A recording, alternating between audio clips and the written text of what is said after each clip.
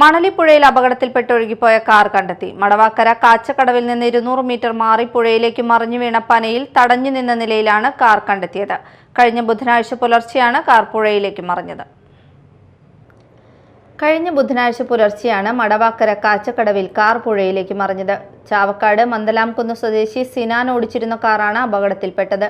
ആലുവയിലെ സ്വകാര്യ കോളേജിലെ LLB വിദ്യാർത്ഥിയായ സിനാൻ വീട്ടിൽ നിന്ന് കോളേജിലേക്ക് പോകുന്നതിനിടെയാണ് അപകടത്തിൽപ്പെട്ടത്. പുഴയിലേക്ക് മറിഞ്ഞ കാറിൽ നിന്ന് സിനാൻ അത്ഭുതകരമായാണ് രക്ഷപ്പെട്ടത്. അപകടത്തിന് പിന്നാലെ അഗ്നിരക്ഷാ സേനയുടെ സ്കൂബ സംഘം 5.5 മണിക്കൂറോളം തിരച്ചിൽ നടത്തിയെങ്കിലും കാർ കണ്ടെത്താനായിരുന്നില്ല.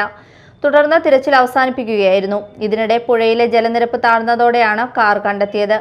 അപകടം നടന്ന സ്ഥലത്തിന് ഏകദേശം 200 മീറ്റർ അകലെ പുഴയിലേക്ക് മറിഞ്ഞു വീണ പനയിൽ തടഞ്ഞു നിന്ന നിലയിലാണ് കാർ കണ്ടെത്തിയത്. പുഴയുടെ എതിർവശത്തെ കരയിൽ ചൂണ്ടയിടാനെത്തിയവരാണ് കാർ ആദ്യം കണ്ടത്. Media time, Thrissur.